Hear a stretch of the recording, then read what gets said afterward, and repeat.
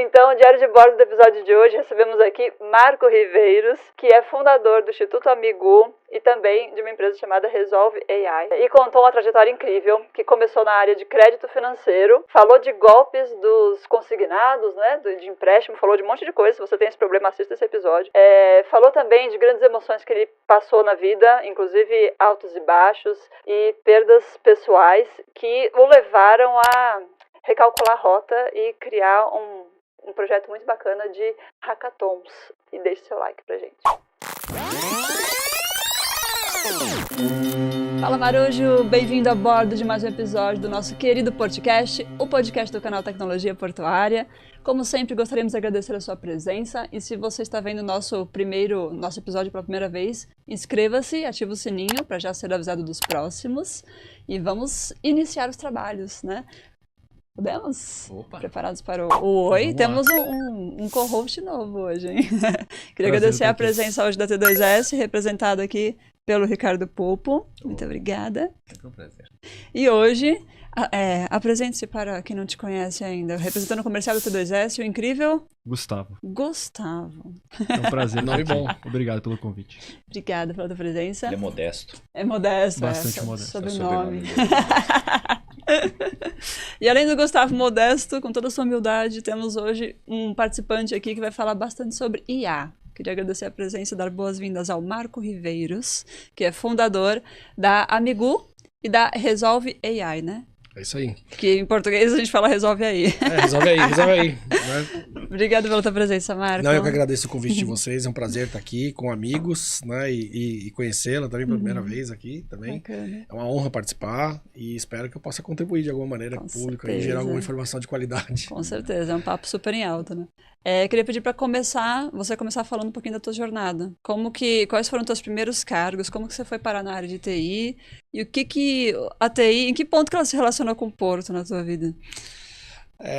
Bom, eu venho originalmente do mercado de crédito.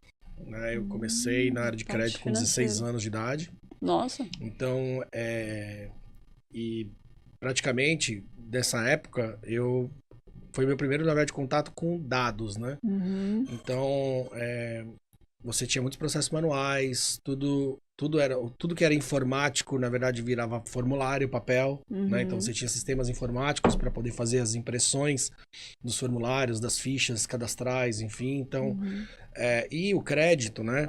É uma área que ensina muito de duas coisas que são bastante fundamentais em qualquer tipo de aplicação que você vá fazer, qualquer tipo de setor. Porque você está falando de uma coisa que o ser humano, né, e principalmente nós aqui em termos de sociedade, a gente vive em função do consumo. Uhum. Nosso dia a dia é inteiro orientado ao consumo. Seja como pessoa jurídica, seja como pessoa física, consumindo um produto, um bem durável ou não durável, consumindo conhecimento, autoconhecimento, mas o tempo inteiro a nossa trajetória de vida é ligada a o que nós vamos consumir durante a jornada de vida. E o crédito, ele vem da palavra acreditar, então depende de você conhecer informações sobre uma pessoa, né, sobre um cidadão ali, um consumidor, e entender com aquele conjunto de informações se você tem capacidade ou não, condições ou não de acreditar naquela pessoa e fazer com que ela possa consumir aquilo que ela deseja. Seja dinheiro, seja um produto, seja um serviço que ela quer consumir. Então, mesmo eu entrando na operação, porque eu fui aprender a fazer a interlocução, a venda do crédito, a manutenção do crédito, a retenção do crédito ou a recuperação do crédito. Então, você está falando especificamente de relacionamento com o cliente, né? Então, com problemas geralmente graves, né? Isso. Então, o meu primeiro contato não foi com tecnologia de fato, mas foi com os dados. E essa foi a área, inclusive, que é a minha área de atuação e a área de paixão mesmo, que eu sempre me apaixonei e acabei me desenvolvendo em cima de carreira. Então, eu comecei... E aí, em dado momento na minha trajetória dentro desse setor, eu percebi que, além de conhecer do processo natural ali, eu gostava muito de entender como aquilo funcionava. Qual era a origem desses dados? A origem natural dos dados eu sabia. Agora, o que eu fazia com essa informação depois?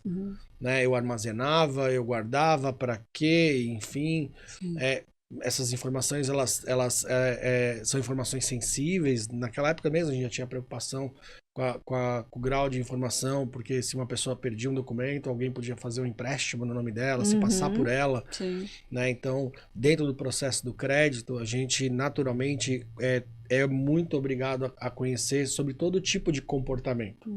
Do comportamento de consumo bom e do comportamento não tão bom, né, de consumo, que é onde entra aquilo que a gente conhece das fraudes, né? Fraudes cadastrais, enfim, etc. Então, a jornada do crédito, a jornada de consumo, ela ensina muito porque você conhece o ser humano sob um aspecto mais abrangente de comportamento. E, consequentemente, você entende como ele usa e manipula os dados para poder conseguir o que quer. E isso foi te despertando interesse. Exatamente. Seja numa forma manifestando o dado de maneira vocal ali, falando sobre seus dados, contando seus dados ou comprovando seus dados de forma documental.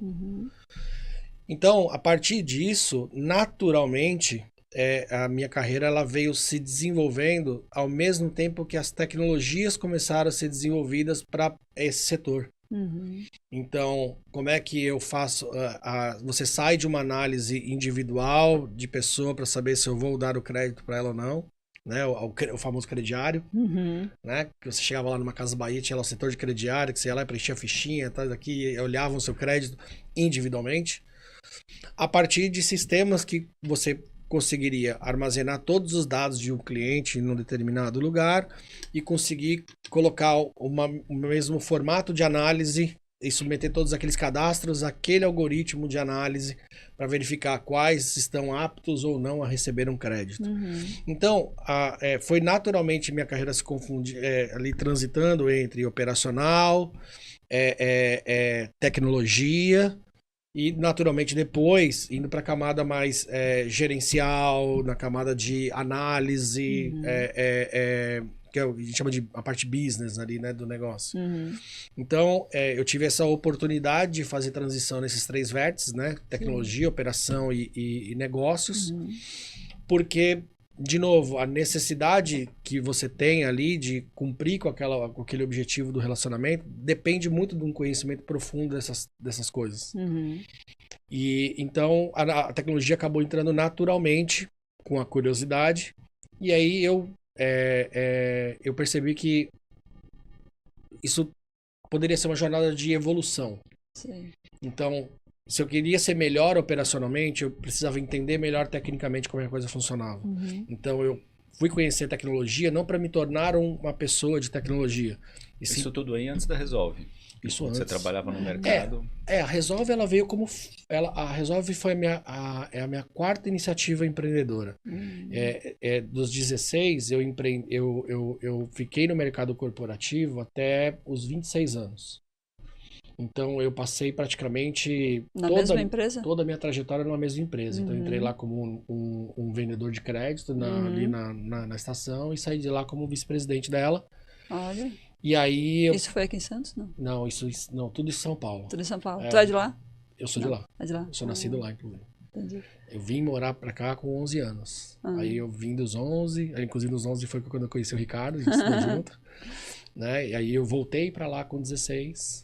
E aí fiquei uma trajetória grande, voltei pra cá em 2012. Né? Mas tu voltou a morar lá ou tu subia e descia? Não, eu até fiz um pouco essa trajetória de subir e descer por um tempo, cansativo, sabe? Né? É extremamente cansativo.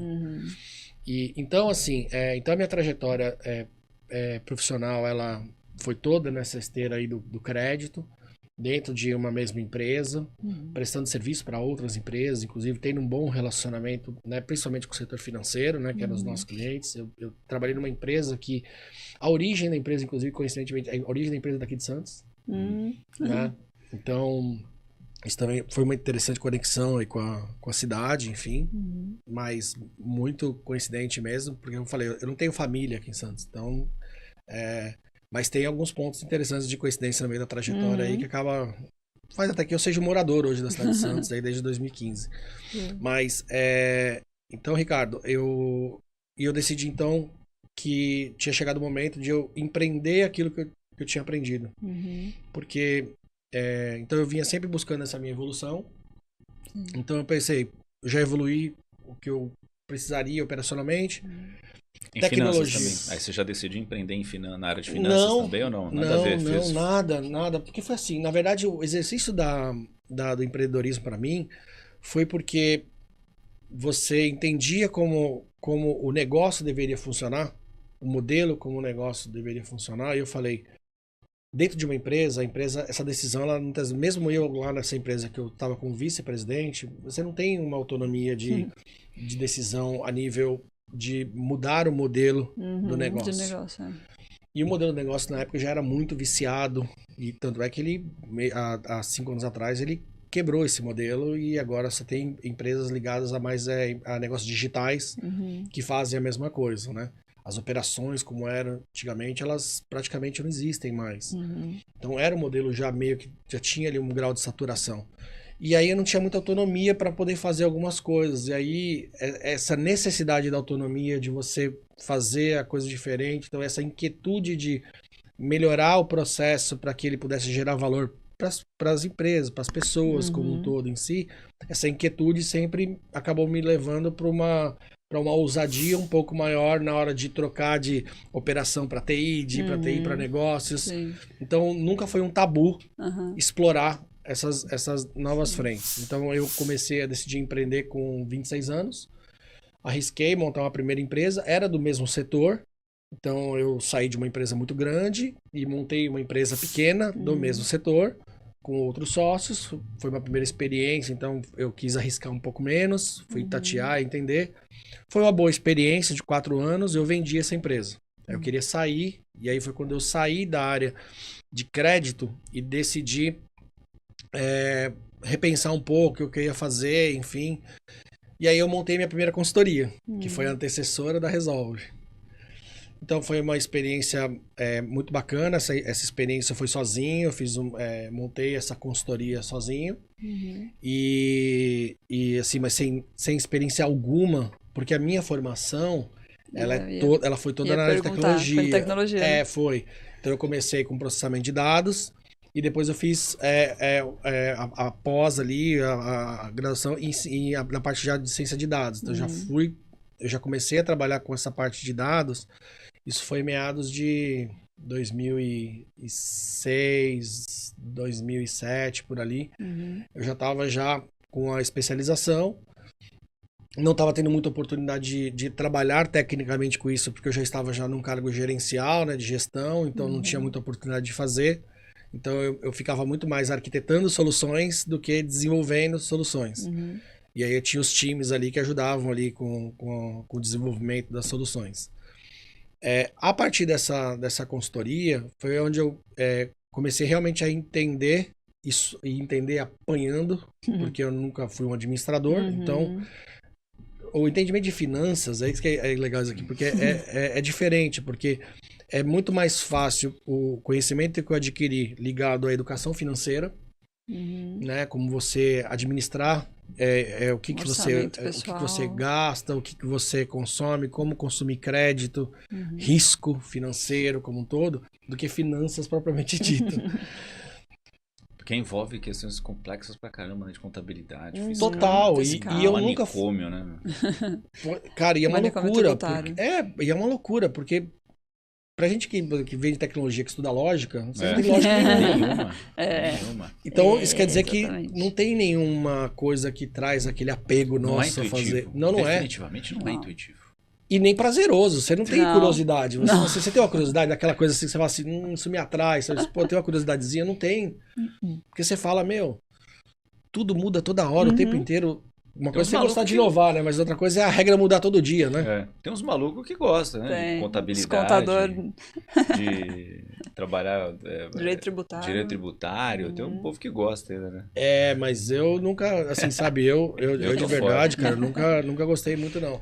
Agora, o mundo dos dados, ele sempre foi muito apaixonante, né? Sempre foi, aliás, ele né? Porque é muito interessante você olhar para aquele mundo de dados, você fala assim, nossa, o que você faz com isso, né?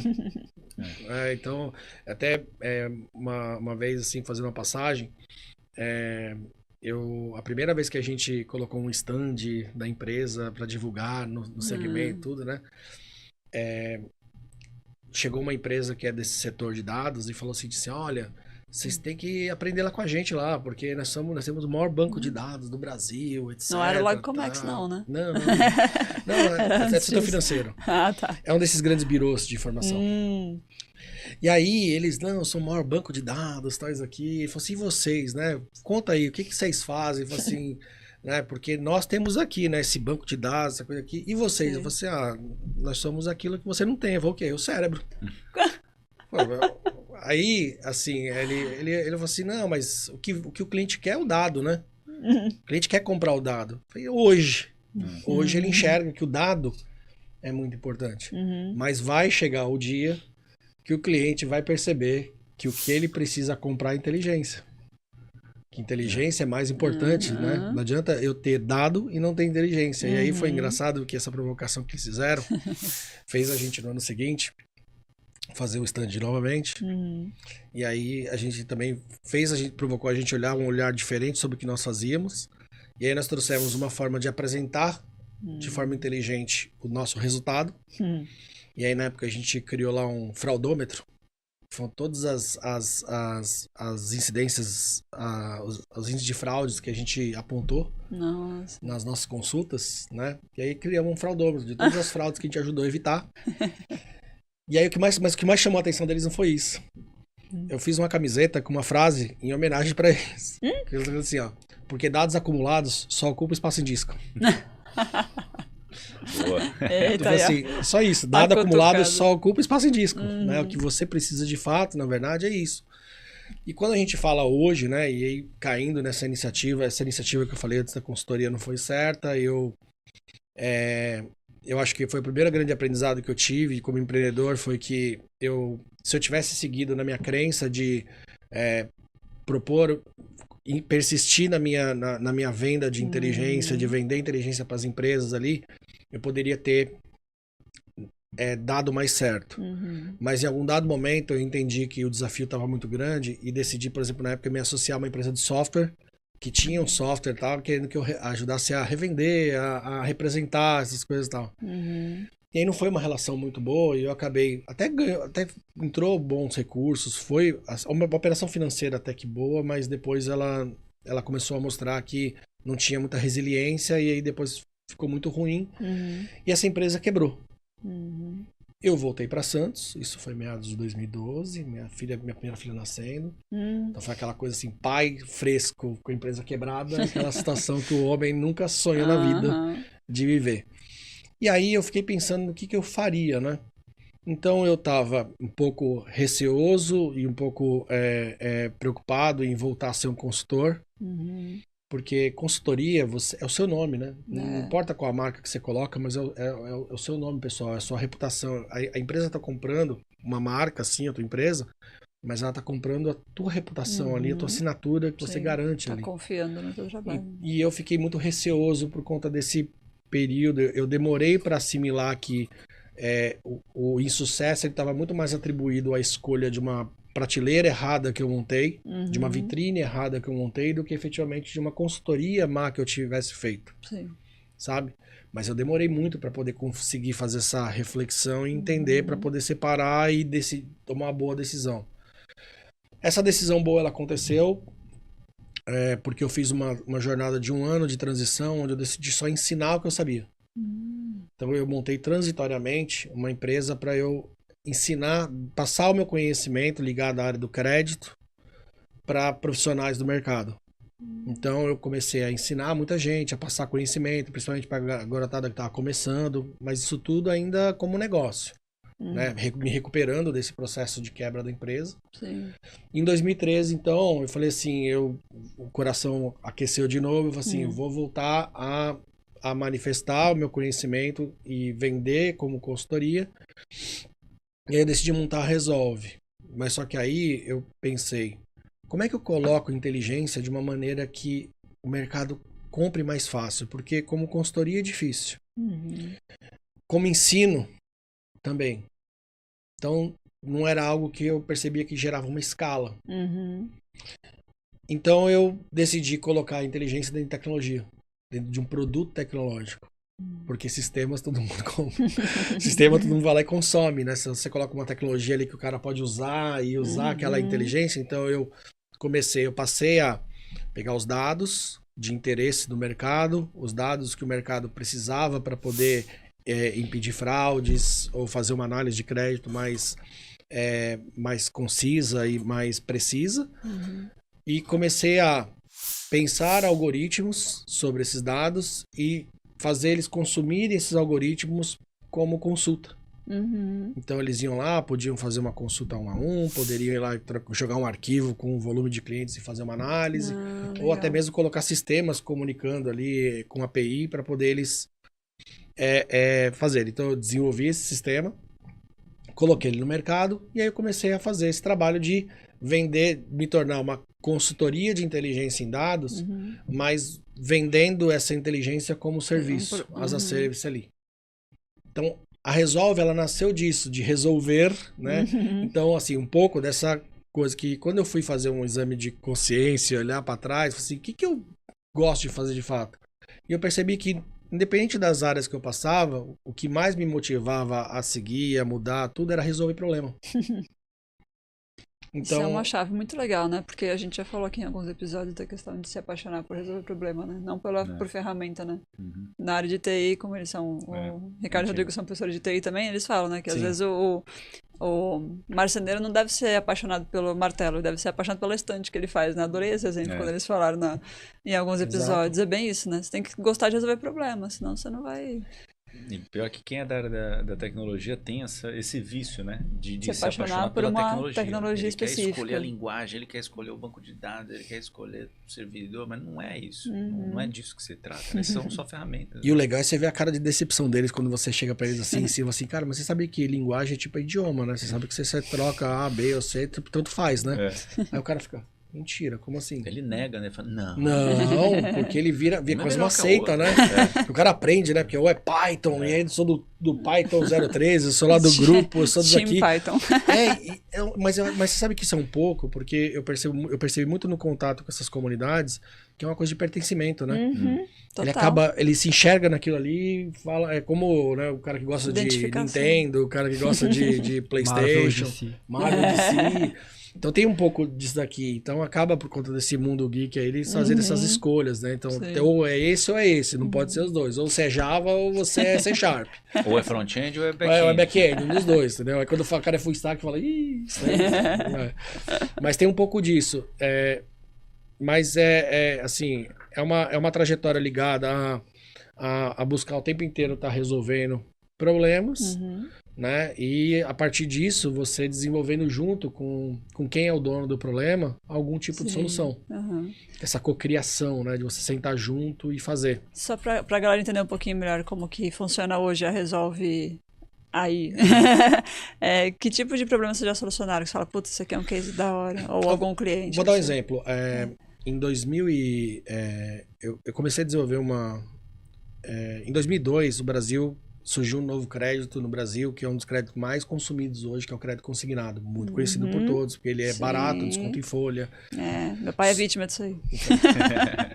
Só que quando ele nasceu, em 2002, foi engraçado, ele nasceu como crédito que não iria ter risco nenhum de crédito. Ou seja, não existe inadimplência, porque você desconta na folha.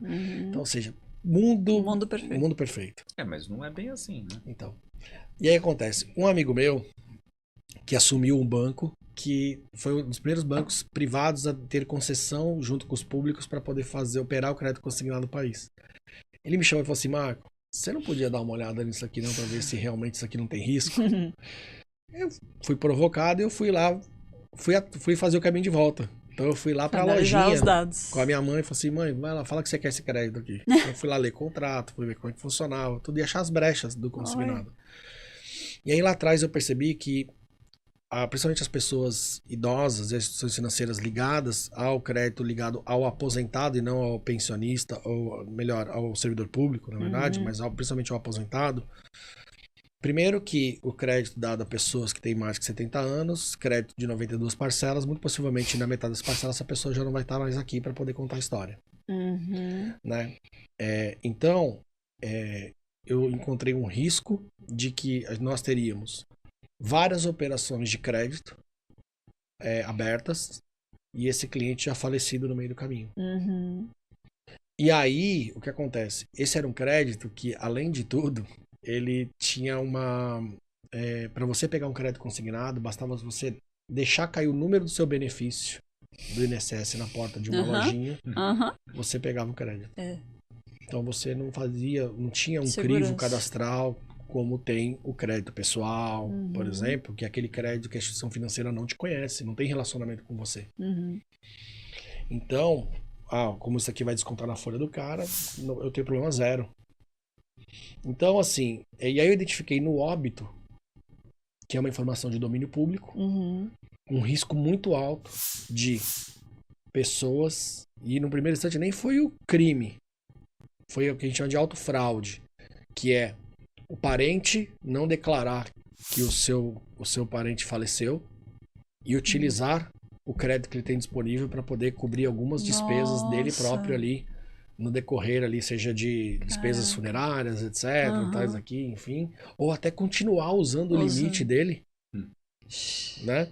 Porque a aposentadoria fica lá como pensão, enfim, até vira... naquela época não tinha negócio de biometria, reconhecimento facial, só cartão senha já era, né? Já era. Então, eu falei, tem um risco muito grande aqui. E aí eu fui atrás para poder identificar como é que essa informação transitava, como é que as pessoas sabiam quem morreu, quem não. Os cartórios têm essa informação, domínio público, mas isso aqui tinha integração, tinha isso aqui de algum lugar. Era descentralizado. Era descentralizado. Ainda hoje é meio impreciso. Hoje já é mais centralizado por causa do DataPrev, né? Então lá atrás, eu montei uma solução que fazia o quê? A integração com esses cartórios, unificava os dados e disponibilizava esses dados via API. E a inteligência aí foi por quê? O mercado todo consumindo informação de crédito, né? Verificando o CPF da pessoa, que é a principal chave nossa para é o que nos torna economicamente vivos. O nosso CPF ativo. Sim. Né? Então, e o dado de óbito ele não era registrado com CPF. Então nós criamos alguns algoritmos que ajudavam a identificar que aquele falecido que estava registrado num determinado cartório é a pessoa que você está consultando aqui.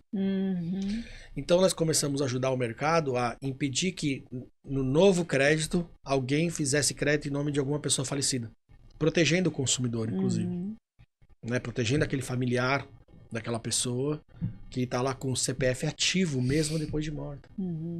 Porque o CPF dessas pessoas, ninguém ia lá pegar assim, morreu, cancela o CPF. O CPF continua ativo. E a pessoa não está aqui para dizer, opa, não sou eu. Então, a quantidade de fraudes em nome de pessoas falecidas começou a crescer exponencial. E aí o que aconteceu? De 2013 até, por exemplo, meados de 2023, por exemplo, o ano passado, a gente mitigou um volume de 62 bilhões de reais em fraude.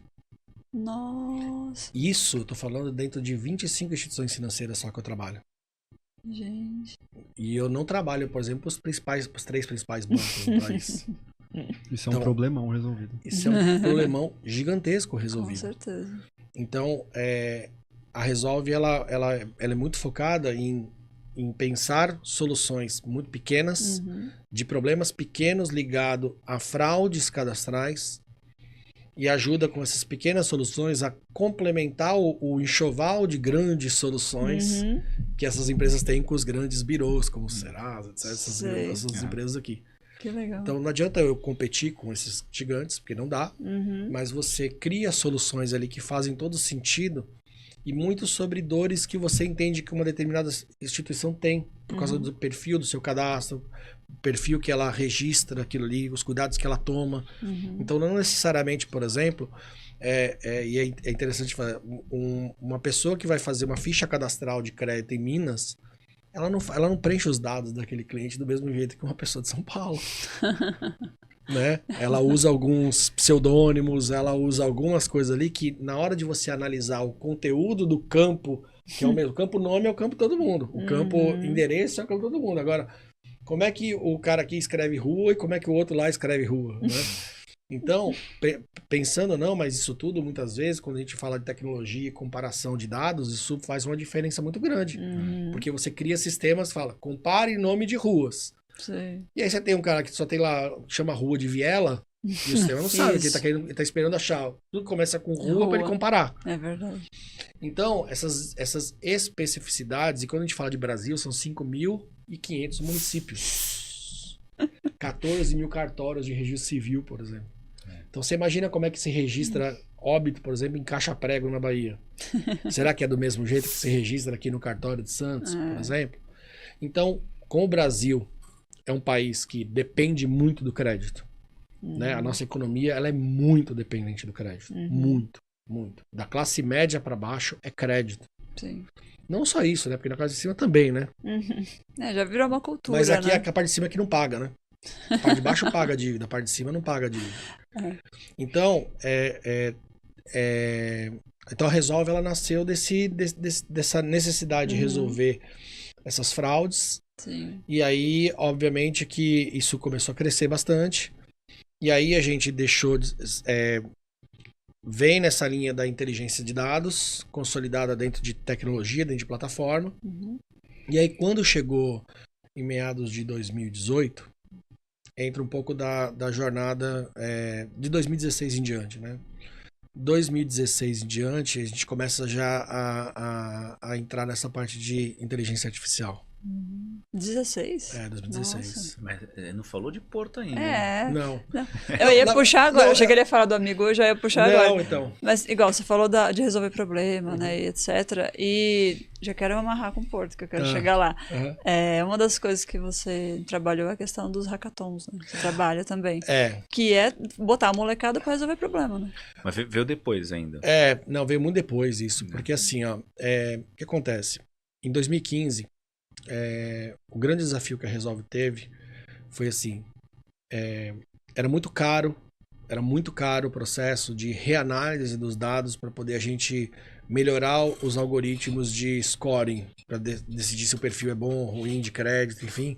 Então eu tinha que pegar sempre 3 meses de histórico de consumo daquelas pessoas e reanalisar aquele volume grande de dados processados para poder ir lá e fazer a calibragem do modelo, se ele continua ok ou não, se eu ainda estou analisando de forma justa ou não as pessoas, porque muda, né, o comportamento. Sim. De 3 em 3 meses você consegue ter uma distorção ali. Só que isso era muito caro. E aí nessa época foi quando eu, já na linha de voltei a estudar, e percebi o seguinte, que o machine learning seria um caminho natural para eu começar a automatizar esse aprendizado sobre o histórico, sobre o dado regresso. E aí eu comecei a conversar com algumas empresas, eu comecei a conversar com a IBM na época, e comecei a falar assim, olha, vocês já têm alguma solução aí que está trabalhando o quê? Analisar histórico, fazer análise regressiva para poder gerar projeção. Eu tenho um conjunto de dados muito grande. A Resolve hoje ela tem um banco de dados de 5,8 bilhões de registros históricos de consumo de pessoas físicas e jurídicas de todas as empresas e todos os CPFs do país. Bilhões? 5,8 bilhões de registros. Então a gente falou assim, vamos colocar isso dentro de algoritmo, vamos colocar isso dentro de coisas mais parrudas, e a gente começou a fazer um namoro para a gente juntar essas forças e começar a produzir isso numa escala um pouco maior. Até 2016. Então, 2016, quando isso tudo já estava muito concretizado, estava muito já formatado, a gente estava pronto para assinar. E aí aconteceu a fatalidade comigo, eu perdi meu sobrinho de 13 anos, Gustavo.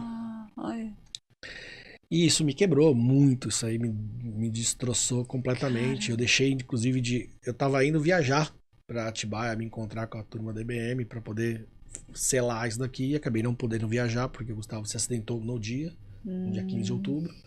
Dia 16 de outubro ele veio a falecer. E aí isso tudo perdeu muito sentido e eu dei uma parada em tudo isso. Me afastei da Resolve. E aí foi quando um amigo meu de São Paulo, que era desse mercado, me viu meio tipo apagado, muito obcecado em querer resolver as coisas que derivaram da morte do Gustavo, enfim, muito obcecado em querer tirar as coisas a limpo, enfim. Ele percebeu que eu tava entrando num túnel meio perigoso, né? E 2 meses depois nasceu a minha segunda filha. Nossa. E aí, ele muito preocupado com isso. Montanha-russa emocional, né? Muito, Caramba. sabe? Muito.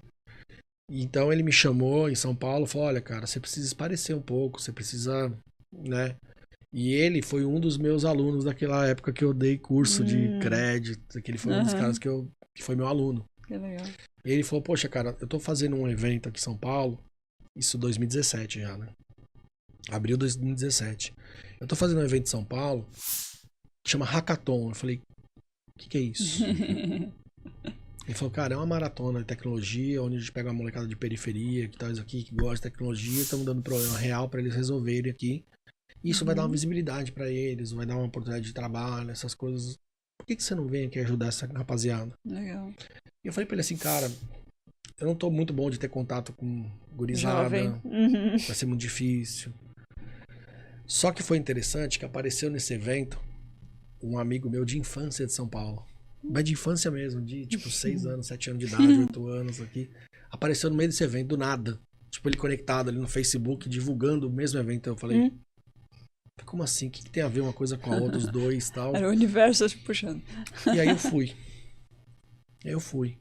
Aí quando eu vi esse movimento, e eu vi essa galera fazendo coisas extraordinárias em 30 horas ali, eu fiquei, né, na minha e tal. E aí quando chegou na madrugada, juntou alguns jovens ali, tinha uns 6 ou 7 jovens, e falaram assim, olha, o Rodrigo Terron, ele chamou a gente aqui, falou que o que aconteceu com você, a gente não tem muita noção do que é isso aqui emocionalmente, você desculpa a gente se de repente tá falando de forma mais fria, mas a gente não consegue atingir o emocional que você tá para poder conversar com você. Mas a gente veio conversar com você aqui pelo seguinte, ele falou que você estava ensinando teu sobrinho a programar, tal, isso aqui, enfim. Sabe quantos sobrinhos tem no meu bairro que não tem um tio que faz isso? Hoje, nós fazemos isso do nosso bolso e a gente ensina uma gurizada igual a gente a aprender sozinho aqui nas comunidades e tal. Então, se você topar nos ajudar, porque a gente não tem a menor noção de como fazer isso crescer, mas você é um empreendedor e já fez isso crescer, então se você topar nos ajudar, a gente vai com você e te ajuda no que você vai fazer. Até então eu não tinha noção com quem eu tava falando, o que era aquilo, não respondi nada, desci. Voltei aqui para Santos, continuei naquela minha rotininha ruim, só de madrugada acordado, não querendo falar com ninguém, tal. E aí eu bateu um dia, a IBM me chamou de novo, apareceu a IBM, porque um dos caras da IBM foi jurado desse hackathon, mas eu não percebi. E eles falaram assim, por que o Riveiro está fazendo dentro de um hackathon? E eles vieram atrás de mim e me convidaram para mentorar o hackathon deles lá em Hortolândia. Olha. Porque nessa época, o presidente da IBM, ele era o meu vendedor de IBM lá naquela empresa que eu era vice-presidente. Então tinha uma amizade já com o presidente. Até por isso que desenvolveu muito bem aquela parceria lá, né? Por causa do relacionamento. E ele me chamou, eu falei assim, eu não ia. Só que aí alguns daqueles jovens que eu encontrei em São Paulo, que eu conheci, não tinham como ir para Campinas, na Portolândia, pro evento. Eles queriam ir, mas não tinham como. Aí eu falei, quer saber? Onde vocês estão? Ah, estamos em São Bernardo. Eu vou levar essa rapaziada, eu vou acabar indo. E fui. Caramba. E aí quando eu vi esse mundo gigantesco que era isso, comecei a prestar um pouco mais de atenção.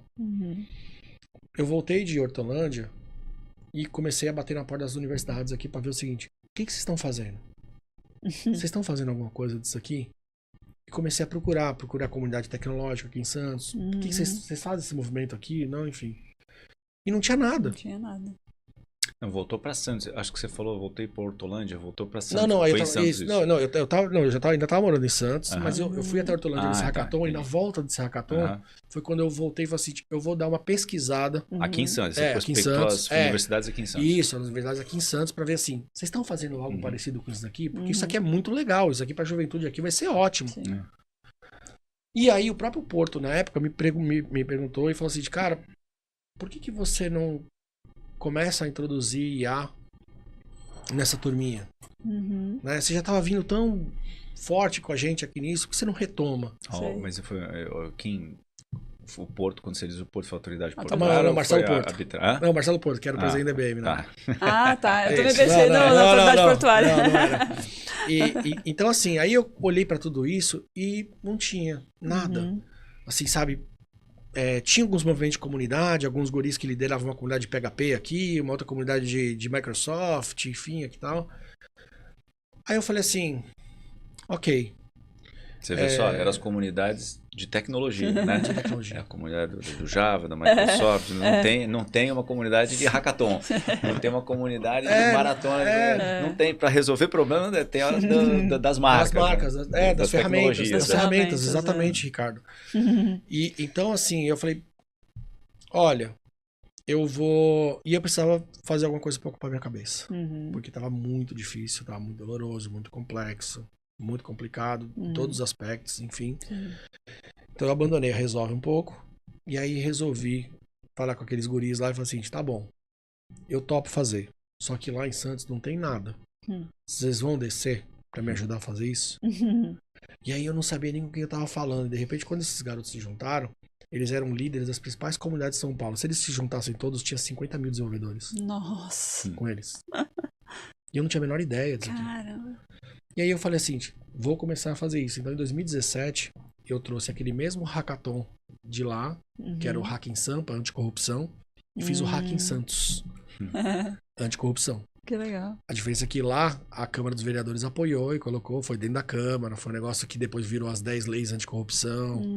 Na verdade, o evento ele era só para dar força para poder pressionar os vereadores a votar as 10 leis. Então era para movimentar a opinião pública. Sei. Aqui era para fazer a mesma coisa. Só que na época o vereador que disse que ia apoiar sumiu e não pôde fazer na Câmara. Caramba. E aí foi quando eu conheci o Santiago, que é um rapaz, um cara de inovação daqui da cidade. Ele Santiago que era Caballo. o gestor da incubadora, Da não é incubadora isso? de negócio. Que, teoricamente, a antecessora do Parque Tecnológico. Né? Sim. Incubadora de negócios. Sim. Ele montou um hub de inovação lá no centro de Santos. E a gente fez o primeiro evento de tecnologia e inovação do hub dele, que não estava nem inaugurado ainda. Mas ele liberou o espaço, assim, não, façam aqui. Que legal. Então conseguimos fazer esse hack em Santos, foi bacana. Então, a Teve gente participação de universidade já? Não teve, porque a gente não tinha muito contato. Eu realmente, assim, como eu não sou de Santos, então eu não tinha muito contato. Eu conheci um professor aqui, que foi quem me ajudou a mapear essas coisas, chamado Thiago Ferrausch, na época, que é da Unisantos.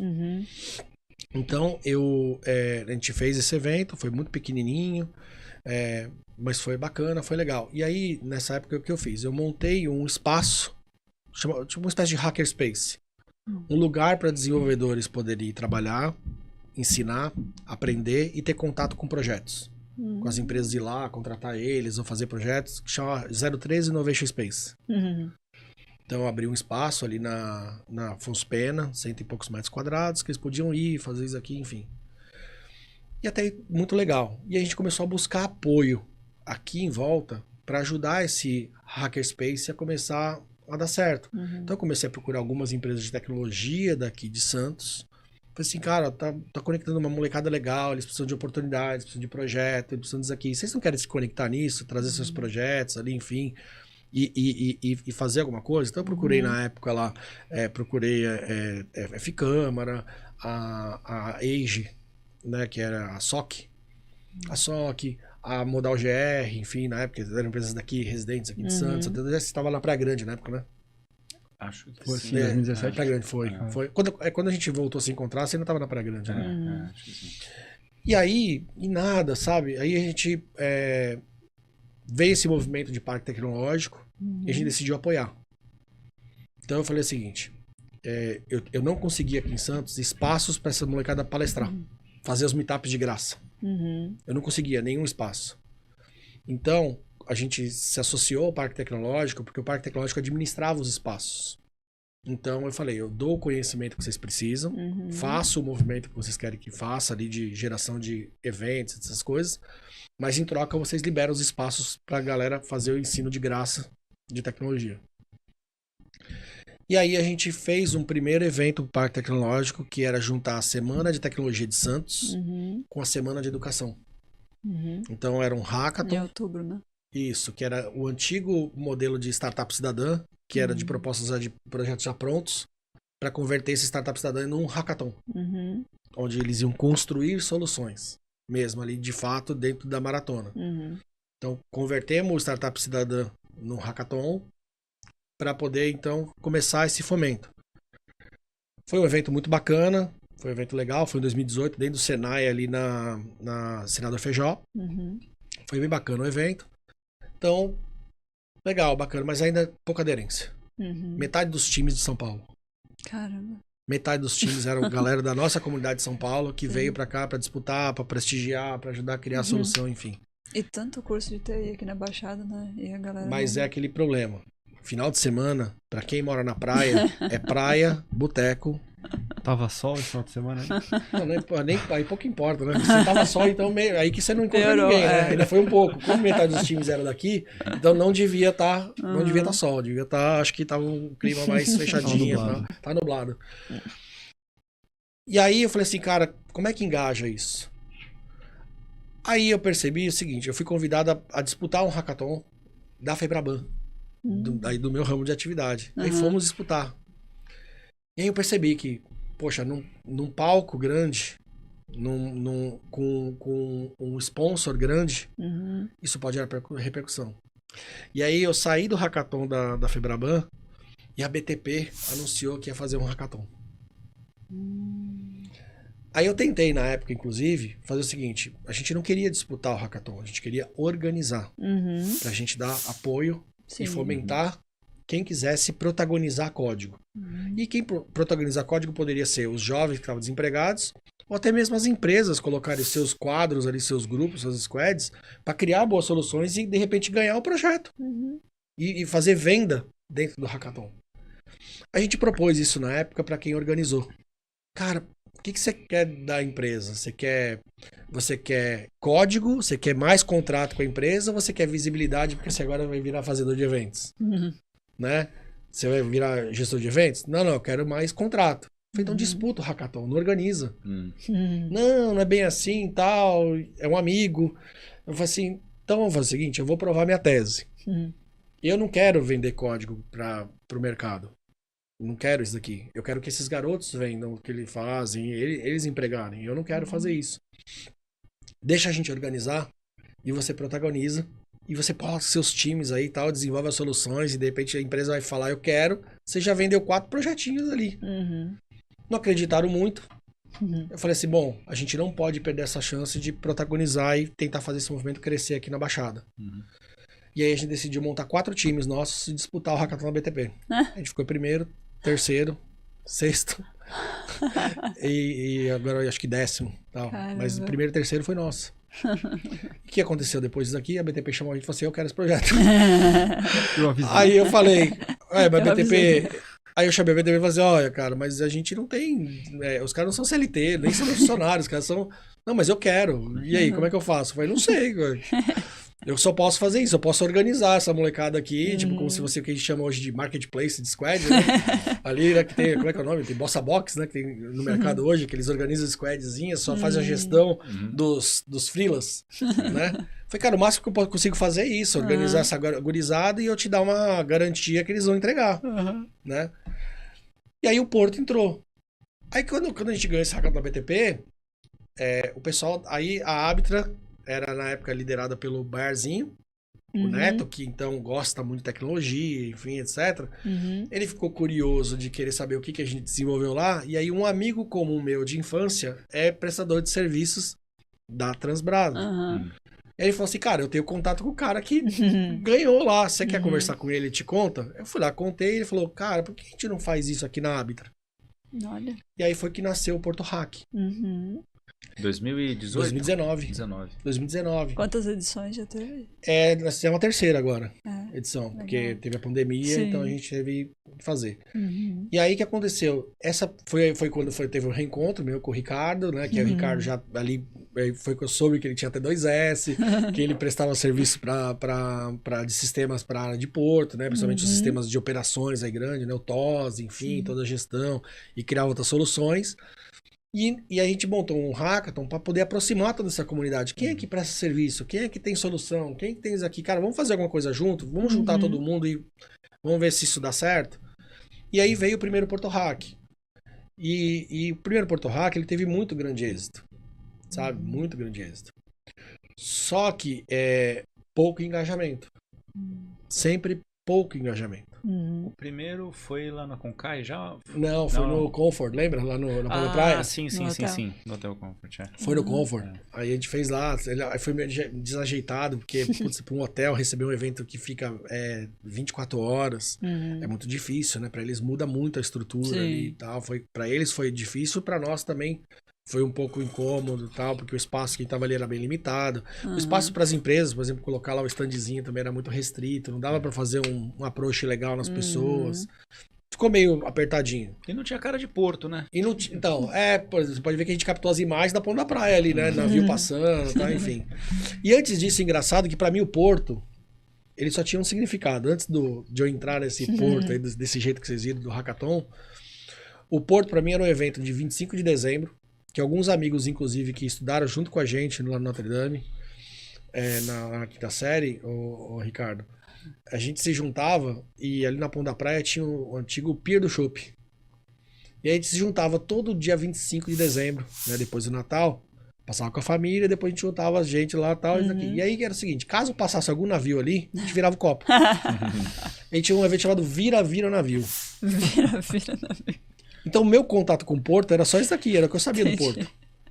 Até brinquei que no dia do BTP, me perguntaram, né? Você conhecia o Porto? Já tava assim, cara, olha, você sabe que eu conhecendo o Porto hoje, eu não fico tão feliz, sabe por quê? Porque eu podia ter bebido muito mais do que eu bebia naquela época se eu soubesse que os práticos também faziam parte, que o rebocador também era parte. Pra ter virado mais. Porque passava mais desses barquinhos aqui do que os próprios navios. Então a gente poderia ter bebido muito mais se eu soubesse disso aqui.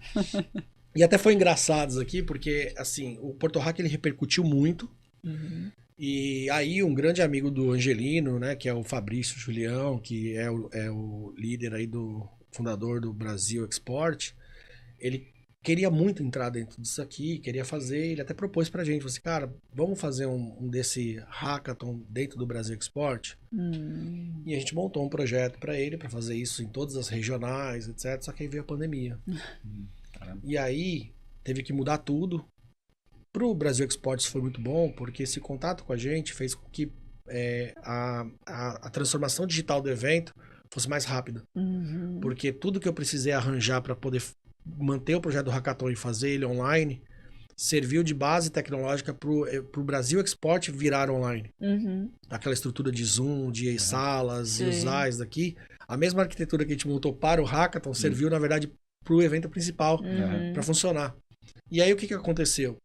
O evento Brasil Export acaba acontecendo ele todo online, né? Todas as suas regionais ali. E o Brasil Hack Export, ele foi acontecendo simultaneamente também, foram 58 dias de maratona. Nossa. Então, querendo ou não, isso foi a terapia para todo mundo. Todo mundo trancado dentro de casa, imagina. E o legal foi que a gente conseguiu fazer com que as pessoas do Brasil Export, que são esses líderes empresariais, de entidades de classe, etc., se conectassem com tudo isso para passar tempo. Sim. Então, esse contato deles com essa molecada desenvolvendo, fazendo pergunta, eles como mentores, foi uma troca muito boa. E isso daí cresceu, porque realmente ganhou uma dimensão que as pessoas não tinham noção do que era. E tanto é que só caiu a ficha de todo mundo quando eles viram o jovem lá no palco do Brasil Export, porque lá no final já tava fazendo híbrido, né? Tipo, restrito. Então, o Brasil Export aconteceu presencial lá em Brasília, com menos público. E aí, quando eles viram o garoto ganhando lá o prêmio, né, $5.000, a viagem para Singapura, e ele chorando lá, aí as pessoas entenderam, assim, nossa, cara. Isso é legal. Quando eles mostraram a solução que eles fizeram, sabe? As pessoas falaram assim, mentira, que esses caras fizeram isso, mas eles são o quê? Estudante do porto, de logística portuária, de tecnologia, o que esses caras estudam para conseguir fazer isso, né? Então isso meio que chocou todo mundo, olhou e começou todo mundo a meio que tangibilizar um pouco do que era isso. Legal. Então esse movimento, a gente veio fazendo um movimento forte de crescer a comunidade. Nasceu como 013, só que aconteceu. O que ajudava a manter o 013 era que aqui a gente tinha esse movimento de ensinar IA para a gurizada e fazer projetos internos com eles. E aí algumas empresas começaram a procurar a gente para poder fazer essas provas de conceito de IA com elas. Uma delas foi a Canon, que foi lá e falou assim, eu vou patrocinar o espaço, patrocinar o hackathon, Ai, que legal. tal, porque eles precisavam começar a usar essas tecnologias.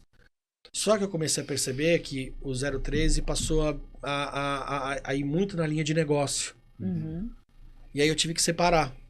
Então eu tive que separar aquilo que eu estava fazendo socialmente disso. E foi quando então a gente decidiu então fundar o Instituto Amigu, que remete ao nome do Gustavo, não traz o nome dele, enfim, literal, né, de um instituto no seu nome, só uma remete, para poder usar a inteligência artificial para poder potencializar a inteligência e a capacidade de se comunicar desses jovens para eles poderem entrar mais rápido no mercado de trabalho por dentro de um hackathon.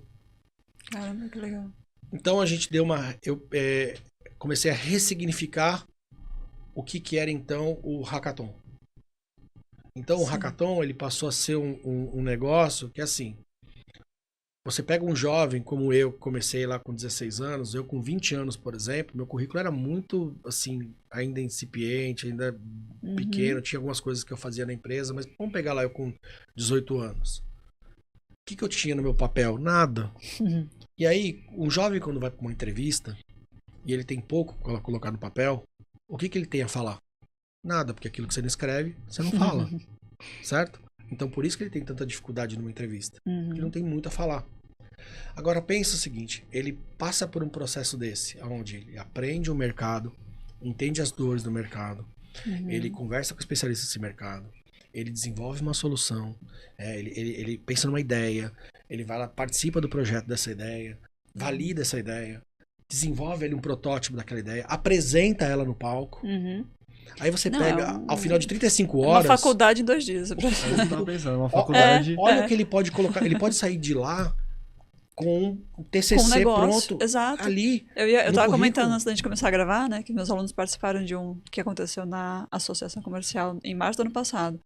Eles saíram, a gente falou, gente, vai ter um evento assim, assado sábado e domingo. Tinha a galera que vinha de Cubatão, aquela galera que sempre pede pra sair mais cedo por causa do fretado, sabe? E aí era sábado e domingo, e a gente falou, cara, quem que pode ir, tal, o que vocês acham? Tem premiação, nananana. Mas é sábado e domingo, não pode faltar, tem que estar lá no horário, não sei o quê. Aí sempre a galera fica, poxa, sábado e domingo, né? Já trabalho o dia inteiro, estudo à noite, né? Baixada, praia, né? Complicado. Aí alguns falaram, não, senhor, tá bom, a gente vai. Eu falei, gente, a gente tem que mandar 10 pessoas para representar a instituição, né? Tem que ser gente boa. Aí foram. Sem muitas expectativas. Eles falaram que eles foram com um caderno e um sonho. Porque nem computador eles pensaram em levar. Porque eles nem sabiam qual seria a estrutura que ia ter, que não ia ter, sabe? Foi assim... totalmente cair de paraquedas. E eles voltaram com outra cabeça, porque eles tinham uma ideia de projeto integrador que a gente estava começando a problematizar, que é o TCC, né, da instituição, e lá eles viraram a chavinha, porque veio uma empresa com problema de no-show, que eles tinham que desenvolver uma solução pro custo que dava para quando não tem a carga para abastecer o navio. E aí eles desenvolveram uma super solução lá. Quando eles voltaram para a instituição, eles quase pegaram classificação, foi por um triz, assim, mas eles voltaram com outra cabeça, voltaram com uma cabeça empreendedora, voltaram contando tudo que eles passaram, até da questão emocional, do quanto trabalhar em equipe, e a pressão, e os prazos, porque tinha vários mentores que falaram, até tal hora vocês têm que entregar o briefing do não sei o quê, até tal hora vocês têm que entregar não sei o que lá.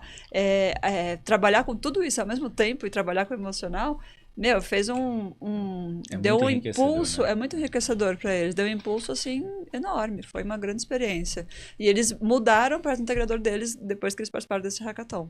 Eles mudaram a ideia para fazer um outro tipo de TCC que foi incrível, assim, foi um dos melhores que a gente teve, porque fez até parceria com uma outra turma de logística. Então, até abriu a cabecinha deles de, tipo, eu não preciso ficar aqui no meu... né, na minha bolha do comércio exterior, eu posso e preciso, porque eles fizeram parceria com alunos de tecnologia da informação, pessoal de TI, fizeram parceria com alunos de logística para desenvolver uma solução conjunta. Então isso foi, assim, muito enriquecedor, é o que ele estava comentando, né, tipo, é uma faculdade ou um grande curso em 30 horas, né. E os jovens, eles estão perdendo a oportunidade de olhar isso aqui, porque assim, ó, eu me recordo quando a gente montou o laboratório de IA na Unisantos, em 2018, o Porto já deixava vários projetos, várias dores dele lá dentro da universidade e ninguém pegava para desenvolver, para testar, para criar uma solução. não se candidatava a participar disso. Então, basicamente com essas experiências aí que a gente foi vivendo, a gente foi remodelando o instituto, onde assim, não adiantava eu montar um instituto para ser escola de tecnologia. Não fazia sentido ensinar linguagem de programação e fazer ensino básico de tecnologia. O que a gente percebeu que as pessoas não tinham? Era esse mindset. Era primeiro, aprender a resolver um problema. Querer resolver um problema. Desejar resolver um problema. 2, eu vou usar IA para que ele entenda de forma prática e fácil o quanto ela consegue acelerar a capacidade intelectual dele e como ela consegue exponenciar a forma dele se comunicar. Então, quando eu faço um chatbot, ele coloca uma inteligência dele no chatbot e esse chatbot repete 24/7, certo? Então, é isso que é a IA. A IA, efetivamente, nasceu para isso. O sentido, a inteligência artificial nasceu para potencializar essas duas tecnologias nossa humana. A inteligência e a capacidade de se comunicar. Então, ela automatiza a inteligência e ela exponencia e gera ressonância na nossa capacidade de se comunicar. Ela, hoje, inclusive, sendo capaz, inclusive, de gerar comunicação. Ela nasceu copiando e hoje ela está no estágio de geração, na IA generativa aí. Então, isso é a essência dela. Então, qualquer aplicação de IA que você tem que ela exponencie a inteligência ou a capacidade de nós se comunicar, é uma excelente aplicação de IA e ela vai dar resultado, e vai dar dinheiro e vai ser sucesso. Qualquer coisa diferente disso é desvio de finalidade e talvez você esteja usando a ferramenta errada para fazer o que você quer. Então, quando você ensina isso aqui para o jovem e ele percebe que, ele deseja resolver, você deu uma ferramenta que ele vai lá e resolve. Ele vê que ele consegue fazer. Aí você coloca ele para fazer isso daqui dentro de um hackathon. Aí ele acredita de verdade. Foi o que vocês fizeram agora na última edição, né? Isso. Aí ele acredita de verdade. Agora, pega esse jovem agora, esse daqui, e coloca ele na escola regular de tecnologia.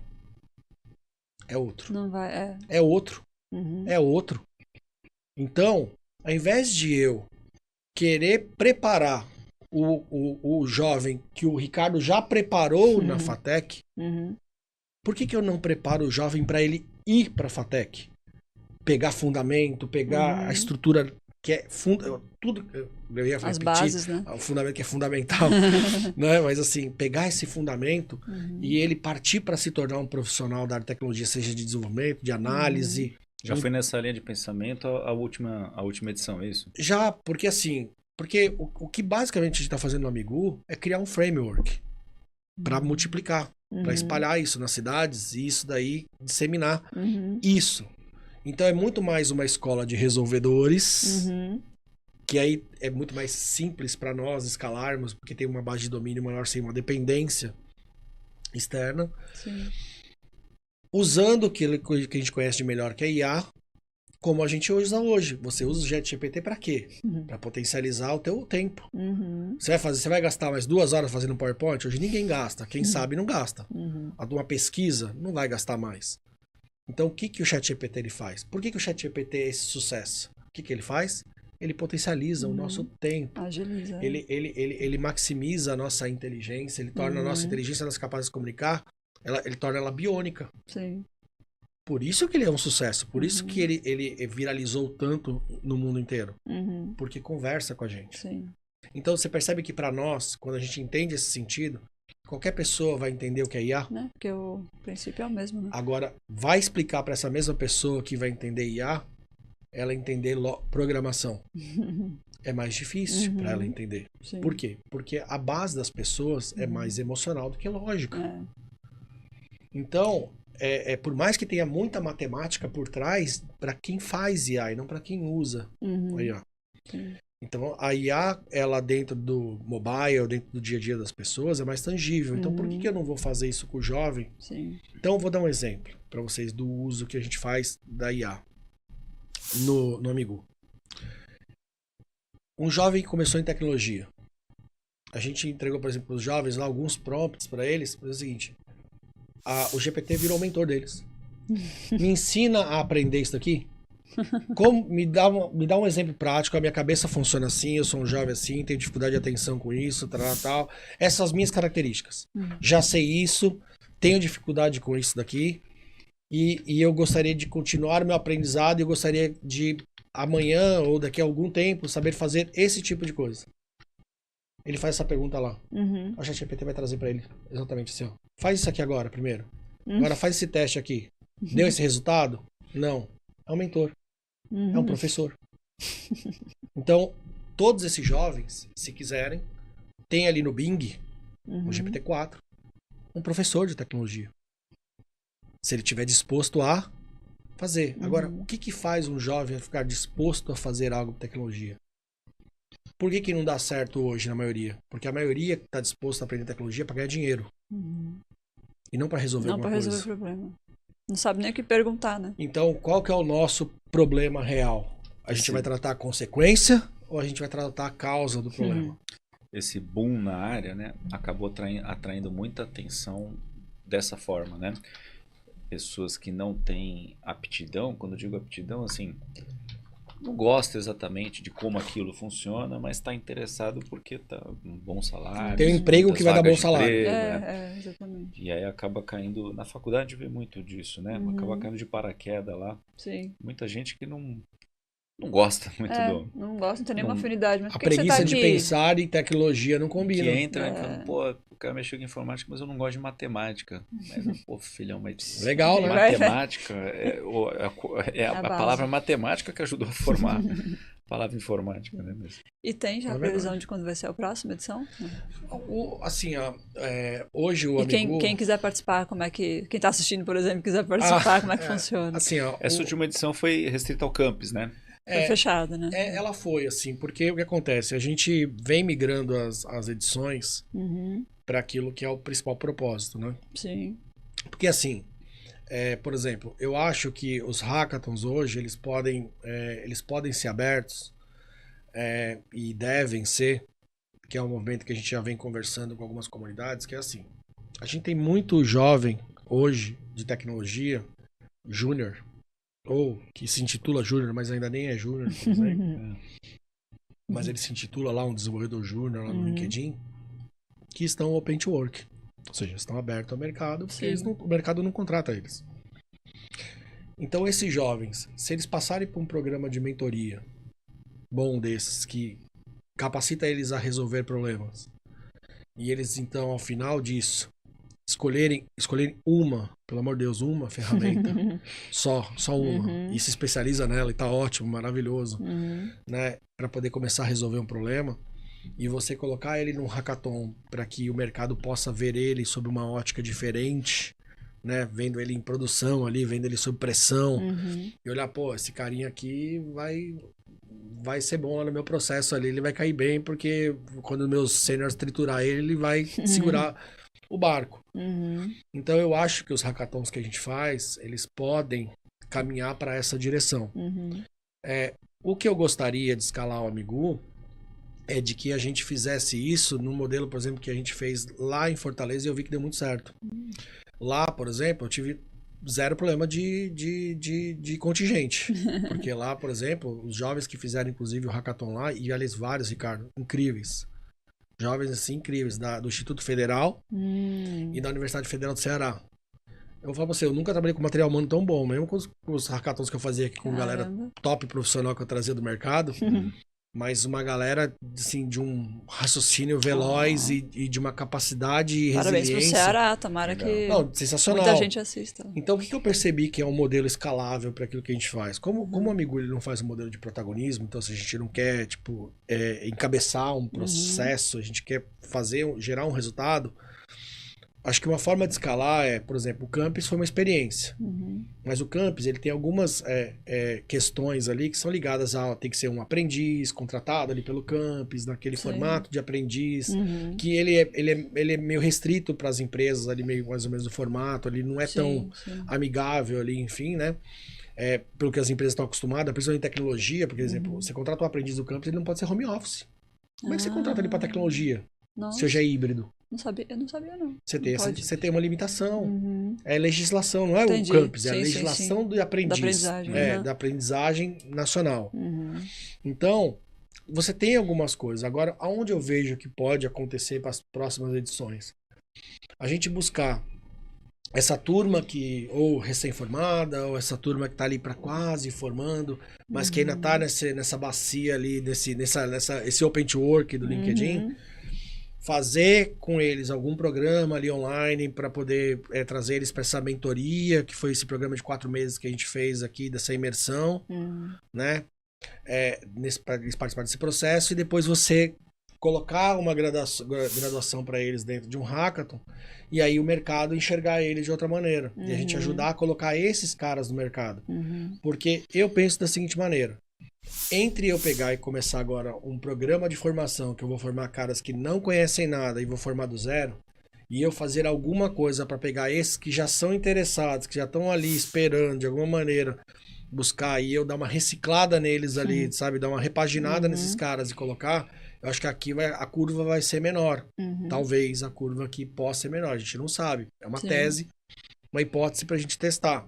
Mas eu acho que vale, porque tá difícil para as empresas de tecnologia hoje acharem uma reposição rápida de pessoas que já consigam gerar algum tipo de valor. Sim. Não importa se é um entregável grande, um entregável pequeno. Hoje você está com dificuldade de achar alguém que vai lá, pega essa API, conecta aqui. O cara vai ter dificuldade. Então, se a gente entregar alguém que já consegue entregar algum valor agregado ali pequeno para as empresas, todo software, ele tem pelo menos 30% das suas tarefas para pessoas júniores. E a gente muitas vezes está perdendo o cara sênior porque a gente está obrigando esse cara sênior a fazer as tarefas do júnior. Aí o cara fica entediado e ele nem sai daqui porque por causa de dinheiro, é para desafio às vezes. Sim. Então tem muito projeto e tem muita tarefa para júnior, tarefinha pequenininha. Então não é que não tem trabalho para essa galera. Tem. Tem muito em abundância? Não tem muito em abundância, mas tem. Então eu acredito que os hackathons aqui para frente podem ir para essa direção. Nós não temos nenhuma parceria aqui nessa região aqui para fazer absolutamente nada com nenhuma universidade para poder conseguir fazer isso. Por exemplo, lá em Fortaleza funcionou muito bem. Nós fizemos alguns workshops com os competidores antes do hackathon, ali alguns bate-papos, algumas coisas que eles já tinham uma boa formação, e o hackathon transformou eles. Então eles falaram: nossa, cara, viver isso daqui, a gente não imaginava que a gente ia conseguir fazer isso aqui acontecer. Foi mais ou menos o que aconteceu aqui com os meninos do campus. Os meninos do campus, o que todos eles falaram pra gente depois do hackathon? Eles tinham dúvidas se eles iam conseguir percorrer os 4 meses de curso. Muitas dúvidas. E o que eles fizeram no hackathon foi exatamente a mesma coisa, o mesmo entregável que eles fizeram depois de 4 meses de curso. Só que em 35 horas. A mesma coisa. Então o que é isso? É o conhecimento que entrou na cabeça e ele é rapidamente replicável. Ele é replicável. Sim. Porque ele foi concebido na prática. Então, ele vai conseguir fazer isso daqui de novo, não importa se é 35 horas, 12 horas, não importa. Você vai testar ele, vai pressionar, ele vai quicar e vai responder. Então, eu acho que o Amigu, ele pode contribuir muito com essa inteligência em aplicar a tecnologia da forma que potencialize as pessoas a elas chegarem então no objetivo que eu quero. Sim. Show. A partir disso, você tem uma outra demanda que são o quê? Os professores. Eu não sou professor de tecnologia. Eu até conheço algumas e me limito muito a explicar e ensinar aquilo que eu mais domino. Mas não necessariamente, por exemplo, é o que o mercado precisa. Por exemplo, uma empresa de software. Uma empresa de software precisa de alguém que tem fundamento. O cara ir lá e entender... precisa desses braços, né? Dessas parcerias para então, ter os isso. mentores então, e tudo mais. O que eu acho? Que, então, os hackathons, eles, para mim hoje, só fazem sentido eles existirem para isso, para que a gente produza vitrines para enxergar algo além de uma folha de papel, de um perfil de LinkedIn que você não sabe o que é verdade, o que para de pé, o que não. Verdade. No hackathon você sabe o que para de pé. Não tem como não ver. Sim. É mais desgastante? mas em contrapartida, por exemplo, eu penso que para as empresas... Mais eficiente, né? Para visualizar potencial, para analisar... Então, por exemplo, a T2S que está com a gente lá desde o primeiro hackathon. Né? A T2S, por exemplo, é uma empresa que forma muita gente. Traz muita gente da base, certo? Então, o que acontece? Isso traz diversos benefícios para uma empresa. Traz vários desafios também, inclusive. Principalmente lá na hora do delivery ali, é a hora que você coloca os seus seniors ali para poder fazer as mágicas, né? E as bruxarias deles ali para poder fazer as entregas. Mas eu acho que os hackathons, eles devem ir para esse caminho. Não, eu tenho algumas dúvidas. Eu tenho algumas dúvidas ainda, até porque eu também não tenho muita... Eu não tô na vivência do dia a dia. Do Porto, por exemplo, eu não tô na vivência do Porto. Então eu não sei de fato, sem perguntar. Você sabe quais são as demandas de tecnologia que o Porto tem? Eu não tenho a menor ideia. Não é a minha área de especialidade. As pessoas muitas vezes confundem assim, Marco, tipo, tecnologia portuária, né? Você é o cara da inovação do Porto. Eu falei, não, eu sou alguém que tá manobrando a inovação aberta com um propósito que ele tá mais ligado. Ele até nasceu com o propósito de criar algumas soluções, enfim, tal, mas na hora que eu vi que a turma não absorve inovação, eu falei, mas pessoas talvez eles absorvam. Precisam absorver pessoas. Então a gente foi mudando ali para poder entender como é que o Porto se conectaria a isso, porque é muito difícil. O Ricardo participou dos 3, ele participou intensamente para saber, inclusive, o nível de aproximação que o Porto fez desse movimento. Então eu acredito que esse movimento ainda, ele é um movimento ainda de alguns entusiastas, né, que são bons protagonistas, né? Que são bons protagonistas do Porto, que tem boas vozes, como o caso do Angelino, por exemplo, que é ele sim é um grande expoente dessa área de tecnologia para Porto, porque conhece bastante, veio da área de tecnologia, então ele absorve muito rápido. Então se o Ricardo conversa com ele, na próxima vez que você conversar com ele já tá falando ali quase que muito igual ali, porque ele foi estudar o que você falou, ele foi verificar outros players. Ele é um cara, sabe, de inteligência excepcional. E ele conduz hoje, tanto na parte institucional, quanto na parte ali de fazer essa ponte entre um assunto e outro, ele tem sido essa pessoa que ajudou. E muito do que a gente fez em Porto foi por conta do entusiasmo dele especificamente. E não do que, por exemplo, nós temos acesso de fato a esse meio, a esse mercado. Entendi. Porque, como eu falei, eu sou de um mercado completamente diferente. Então aqui já fica... Esse próprio episódio já vai ajudar nessa divulgação, de repente surgir uma parceria, né? De repente fazer uma ponte. Eu acho que, principalmente aqui para a região, que eu acho que vai funcionar bem, quando as entidades da cidade, da região, as pessoas da região se juntam, funciona aqui. Sim. As coisas funcionam. A aproximação da relação Porto-cidade, né? Que tanto se fala. Eu acho que é mais fácil daqui pra frente acontecer isso. Então, se você me perguntar o que eu acho que seria o mundial. Mundial seria as empresas daqui da região, empresas como a P2S, as outras empresas de tecnologia, as universidades da região. Com certeza. Se juntarem e pegarem esses tipos de modelos, esses tipos de frameworks e aplicar para aquilo que efetivamente é a demanda. Sim. Trazer um problema real, trazer uma demanda real. Né? Porque para mim, que estou dentro, mas eu sou de fora, é muito difícil. Sim, é mais abstrato, né? É muito difícil de eu organizar, é muito difícil de eu escalar, é muito difícil de eu compreender também algumas coisas. Nossa, eu tenho dificuldades imensas de compreender algumas coisas e faço às vezes interpretações ali que são bem polêmicas, enfim, tal, sobre isso. Mas já aprendi a entender que algumas das minhas interpretações justamente são pela minha falta de base no dia a dia da coisa. Então eu acho que para a região precisa entender de fato ali os caminhos, porque, por exemplo, nós acabamos de formar 36 aprendizes lá no campus, né? Bom, você fala, poxa, é um projeto piloto, vamos esperar será que o ano que vem a gente vai formar 100 jovens? Mas eu já coloquei no mercado esses 36? Pergunta, 3 pontinhos. Não adianta, né? Então, você ter números que não se efetivam, né? Então, aí entra um ponto de conflito que a minha cultura, ela é bastante diferente dessa. Então, por exemplo, eu só vou fazer algo de fato para gerar algum resultado de fato. Qual que é o resultado que você parou para ensinar alguém? Você parou para ensinar alguém? A tua missão era ensinar? Não, a tua missão era colocar esse cara no mercado. Ensinar é uma consequência, era o passo que você tinha que dar antes para poder ele ir. Então, quando a gente não consegue cumprir com esse ciclo, você antes para e pensa, fala, lições aprendidas, o que eu tô fazendo de errado? Verdade. Aí, o que o amigo hoje está fazendo? A gente está avaliando se é errado o framework, é o público, é o mercado ou é o local. Sim. Então a gente hoje faz uma reflexão disso, mas o que eu posso dizer é que assim, o Amigu sempre foi uma organização aberta, sempre, com modelos abertos. Então tudo que a gente faz lá é um framework, como a gente chama de open source. Então, qualquer um pode chegar e falar assim, olha, eu quero fazer isso daqui socialmente. É só pegar e copiar. O que a gente não permite é quando você vai copiar isso de forma privada para poder fazer um ganho privado. Não faz sentido. Sim. Agora, se você, por exemplo, é uma universidade, é uma entidade que ensina jovens, é uma comunidade tecnológica.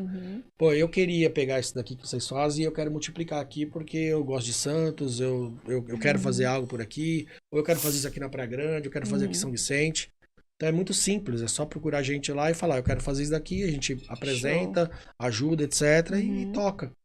Então aguardamos aí, quando você tiver novidades dessa parte, você avisa a gente. Eu espero que, eu gostaria muito que, usando o microfone de vocês aqui, o canal que vocês têm, é para isso. Né? Que as comunidades tecnológicas se aproximem para poder elas fazerem isso de forma mais escalável. Porque tem comunidade tecnológica aqui, mas precisa talvez só... aproximar, né? Saber como fazer, de repente. Às vezes é como os meninos me procuraram lá. Eles até sabem fazer negócio, mas não tem um modelo ali que possa escalar. Ele não entende um pouquinho de como modelar aquilo ali. Né? Por exemplo, a gente trabalhou muito a questão de liderança de tecnologia. Porque os líderes de tecnologia aqui estavam muito preocupados de fazer um protagonismo pessoal. Sim. Para virar MVP, essas coisas. E os grandes líderes que a gente tem hoje de tecnologia foram aqueles que entregaram muito. E são muito conhecidos porque entregaram muito, fizeram muita coisa. Então eles estão até nesse patamar, conseguiram atingir o patamar que os líderes esperam seguir, mas entendendo que o modelo é de você entregar muito para depois receber, do que você absorver tudo, crescer e depois fazer coisas grandes, porque agora você é grande. Então, acho que quando resolver essas questões aqui, mas tudo eu acho que é maturidade, maturidade da região e tal. Com certeza. Mas eu espero que a gente possa continuar fazendo coisas bacanas, legais ali, enfim. Né? É uma iniciativa muito necessária, muito mesmo. A gente precisa, infelizmente, caminhar para o final. Não sem querer cortar a parte profissional, que é muito legal, né? É uma iniciativa muito necessária. Mas, para encerrar nesse episódio, eu queria fazer aquela perguntinha pessoal que a gente faz para todos os convidados, que é: quem é o Marco Riveiros de bermuda e chinelo? Bom, o que você gosta de fazer nas eu horas fora vagas? de toda essa maluquice aí, esses monte de projetos que eu abraço aí, fico tentando fazer, enfim. Alguns eu consigo, outros não. Mas, assim, eu sou pai de 2 meninas, então a minha profissão é ser pai. Então o que eu mais gosto é de sentar com elas, ali, como você falou, de bermuda. O emprego mais importante, né? É o emprego mais importante, a missão mais importante. O cargo mais alto da carreira. Elas, inclusive, me acompanham nos hackathons, elas gostam de ir participar e estar junto ali, enfim. Quantos anos elas têm? Uma tem 7, uma tem 12. Olha. A de 12, ela vai desde o primeiro. Olha, desde o hack em Santos lá, ela vai comigo, né? Então elas gostam de participar disso aqui, da atmosfera, né? Tudo ali, elas gostam muito. Entendem também, né? Porque eu passo o final de semana longe delas ali, enfim, né? Varando noite e tal. Sim. Então eu passei a trazer elas um pouco para poder elas conviverem um pouquinho, entenderem um pouquinho e ficarem lá comigo. Então, ser pai delas e aí, obviamente, sentar com elas ali para poder assistir um filme, jogar um videogame com elas, né? Elas estão me ensinando a jogar Roblox. Então, eu tô finalmente entrando no mundo Microsoft do jeito que eu não esperava. Então, e descansar, dormir, aquietar um pouco a cabeça, porque é muita coisa. A cabeça fica a mil, né? A mil, é muita coisa para você olhar, muita responsabilidade que a gente acaba assumindo. E querendo ou não, a gente toma algumas decisões para nós que, querendo ou não, elas influenciam as outras pessoas, né? Com interferem certeza. na vida das outras pessoas. Então, essa carga de responsabilidade, ela pesa muitas vezes pra gente, quando a gente tá fechadinho entre a gente, isso tudo meio que assombra um pouco, né? Então, Com certeza. ficar em paz com elas ali, sentar quietinho, acho que essa é a minha vibe fora toda essa maluquice. Desconectado, né? Gostaria de passar mais tempo. Confesso pra vocês que acho que tem pouco... eu precisava dar um pouquinho mais de tempo pra esse Marco de bermuda aí. Deixa ele aparecer mais. Aparecer um pouquinho mais, sabe? Isso aí, Marco, muito obrigada pela tua participação. Eu que agradeço, peço desculpas alguma coisa, eu falo demais. Acho que o Ricardo, sim que é bom, o Ricardo deve ter brifado vocês antes aí, que eu falo bastante. Tem muita coisa, né? É bom. Muita abrangente. É bom pra galera saber também dessas iniciativas, né? São muito necessárias na nossa área. Então, tomara, assim, de verdade. Eu torço pra que a gurizada que tá protagonizando hoje, que tá fazendo, tá liderando equipes de tecnologia aí, que eles queiram fazer alguma coisa. Acho que precisa. Sim. E eu acho que, putz, toda essa molecada é capaz de fazer. Se apaixonar por resolver problemas. Não tem nada que a gente faça lá na Amigu que qualquer pessoa da área de tecnologia que conhece tudo aqui não seja capaz de fazer, sabe? Sim. Acho que é mais vontade mesmo de pegar lá, sentar e resolver. Pô, eu vou ajudar a resolver aqui 5 carinhas. 5 carinhas cada um. O Ricardo tem fila de espera ali pra ter um exército pra trabalhar aqui. Mas ali não sei se vão querer ficar mais no ter razão ou ser feliz ali, né? Eles querem ficar no ser feliz. Eles querem ficar no ser feliz, né? Tem a área de ter razão, que é o trabalho, né? A área de ser feliz, que é a sala de descompressão, né? Que chama. Aí você podia criar uma política, falar assim, olha, aqui todo júnior começa tendo razão. Entendeu? Pra você um dia ser sênior e ser feliz. Pode ser uma boa, né? Você pode criar ali um planinho ali e falar assim, amigão, pra você ser feliz tem que ser sênior. Então, assim, ó, você vai, júnior aqui, tem toda a razão. A razão é sua. Tá difícil inverter aí essa... Tá difícil. Mas assim, eu acho que tudo é um caminho, né? Acho que muito que a gente já faz aí como empresário, né, Ricardo? É um processo, né? É um processo. Mas é claro, a gente tá vivendo uma bela de uma transição aí, enfim. Mas graças a Deus, como você falou, tá vindo os cockpits aí, tá vindo os auto-gens. Os copilots. Os auto-gens da vida aí, né? Os copilotos aí. Não vejo a hora de poder implantar no cérebro. O Neuralink, né? Já tá funcionando, né? Vejo a hora, mano. Pensou, cara? A gente vai ter que voltar a programar isso? Vamos ter que voltar... Não vai precisar de celular. Já pensou que legal? Integrado com o olho, assim, você já... Aí você pensa a solução, se o cara falou com você, se você pensou a solução, fala, pega aí, já tá aí, já fez o deploy, já. Então, com esse Papo Nerd, encerramos o episódio de hoje. Muito obrigada por você ter assistido até aqui. Não esqueça de deixar seu like e comentar o que você achou desse episódio aqui pra gente, fechou? Até a próxima, galera. Tchau, tchau.